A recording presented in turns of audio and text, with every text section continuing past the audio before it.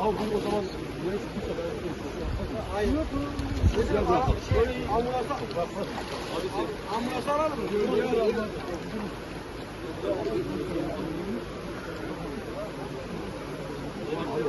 Savcı da gelmez. Gel abi, yürü müsaade edin.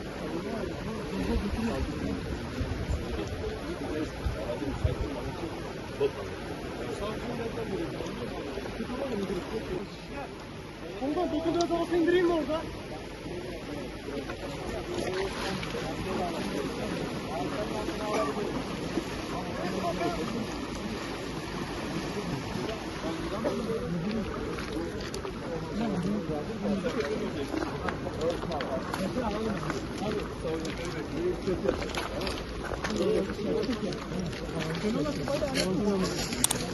Komutanı nerede?